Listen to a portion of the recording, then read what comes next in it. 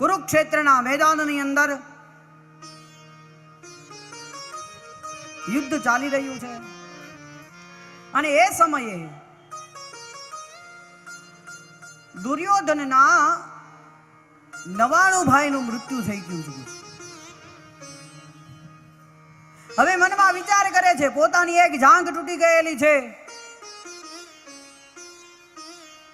ખૂબ દુઃખી થયેલો દુર્યોધન કલ્પાંત કરે છે. મનમાં વિચાર કરે છે કે અમે 99 ભાઈ મારા મૃત્યુ પામ્યા, પાંડવમાંથી એક પણ હજી ઓછો નથી થયો. એનું દુઃખ દૂર કરવા માટે અશ્વત્થામા ગુરુ દ્રોણાચાર્યનું સંતાન જ્યાં દુર્યોધન પડ્યો છે દુઃખી થયેલો, એની પાસે આવ્યા. દુર્યોધનને કીધું, તું દુઃખી થાય છે તો તારા દુઃખનું નિવારણ કરવા હું તમને શું કરી શકું? તું કે કઈ સહાય કરું કે તારું દુઃખ દૂર થાય? દુર્યોધને કીધું કે તારી સન્મુખ છે, મને જે દુઃખ છે, મને જે કષ્ટ છે એ તારી સન્મુખ છે. મારા 99 ભાઈ મૃત્યુ પામ્યા, કુરુવંશ સમાપ્તિના આરે છે,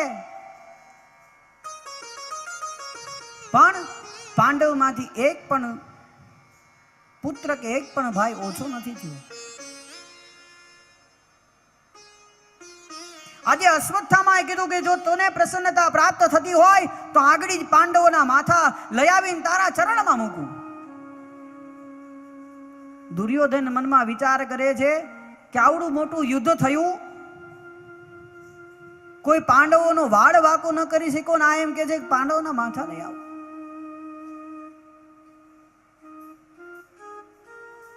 છતાંય દુર્યોધને કીધું જો તું એ કરી શકે તો મને અવશ્ય પ્રસન્નતા થશે.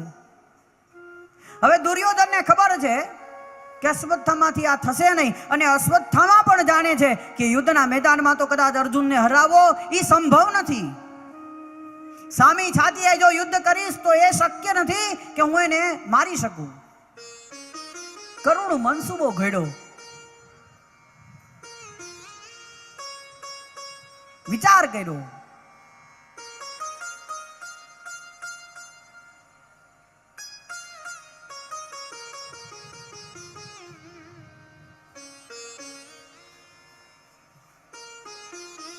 મનમાં વિચાર થયો કે આવી રીતે તો કદાચ એને મારી નહીં શકાય. એટલે નક્કી કર્યું કે રાત્રિના સમયે પાંડવો સૂતા હોય એ સૂતેલા પાંડવોના માથા વાળી લેવા. આવો મનમાં વિચાર કરી અને જ્યાં પાંડવોની છાવણી હતી ને એ છાવણી તરફ પોતે પોતાનું ખુલ્લું ખડગ લઈ, પણ પરમાત્મા કૃષ્ણચંદ્ર પરમાત્મા સર્વસ્વ જાણે છે. એટલે આજે ભગવાને પણ યુક્તિ કરી અને અર્જુનને કીધું કે આપ સૌ આપણે અહીંયા નથી શું, એક કામ કરો તમે મારી સાથે આવો. અને આજે ભગવાન છે અર્જુન અને સાથે એના 5 ભાઈઓને લઈ અને બીજા સ્થાન ઉપર શયન કરવા માટે ગયા. બીજા સ્થાન ઉપર શયન કરવા ગયા. આજે છાવણી ખાલી છે. એટલે દ્રૌપદીને થયું કે આજે મારા જે 5 પુત્રો છે ને એને હું અહીંયા સુવડાવું. 5 પુત્રો દ્રૌપદીના યુવા અવસ્થા પ્રાપ્ત કરેલા. આજે દુર્યોધન એ છાવણીની અંદર આવે છે. અશ્વત્થામા એ છાવણીમાં આવી તલવાર ખોલી અને જ્યાં પાંડવોના પુત્રો સૂતા હતા એને થયું કે આ તો 5 પાંડવો સૂતા છે. આવો વિચાર કરી અને મુખ પણ જોયા વગર પાંડવોના પુત્રના માથા વાળી લીધા. માથાના વાળથી પકડી 5 પુત્રોના મસ્તકને લઈ અને દુર્યોધન પાસે જાય છે અને દુર્યોધનના ચરણમાં માથા ફેંક્યા કે લે તારા દુશ્મનો પાંડવોના 5 મસ્તકો. એક ક્ષણ માટે તો દુર્યોધનને એમ થયું કે યુદ્ધના મેદાનમાં આટલા સુરવીરો આની પાછળ ખપાઈ ગયા, કોઈ એનો વાડ પણ વાકો ન કરી શકો અને આ એટલી વારમાં માથા વાટી લે. આ સંભવ નથી, આ શક્ય નથી. આવું ન થઈ શકે એટલે દુર્યોધને એ પાંડવોના પુત્રોના જે મસ્તક હતા એ મસ્તક હાથમાં લીધા અને મસ્તકને આમ જ્યાં ભેગા કરીને પછાડ્યા. પછાડતાની સાથે જ એ મસ્તકો ચૂરા થઈ ગયા. મનમાં વિચાર કરો કે આટલા સહેલાઈથી માથું ફાટી જાય એ પાંડવોનું મસ્તક ન હોય. આટલું સરળતાથી ભાંગી જાય પાંડવોનું માથું ન હોય.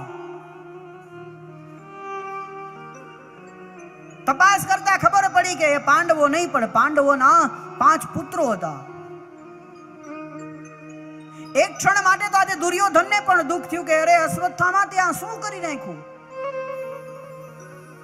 ત્યાં કેવડી મોટી ભૂલ કરી નાખી કે કદાચ યુદ્ધના મેદાનમાં અમારા સર્વસ્વ કુળ ખપાઈ ગયું પણ કોઈ પાછળ શ્રાદ્ધ કરવા માટે આ 5 સંતાનો તો હતા. અરે તે 5 સંતાનને મારી નાખ્યા. હવે અમારી પાછળ શ્રાદ્ધ કર્યા કોણ કરે છે? આ કરુણતા એને પણ પ્રાપ્ત થઈ. આજ સવારનો સૂર્યોદય થયો છે. દ્રૌપદી પોતાના પુત્રોને જગાડવા માટે ધીરે ધીરે ધીરે ડગલા માંડીને છાવણી તરફ જાય છે.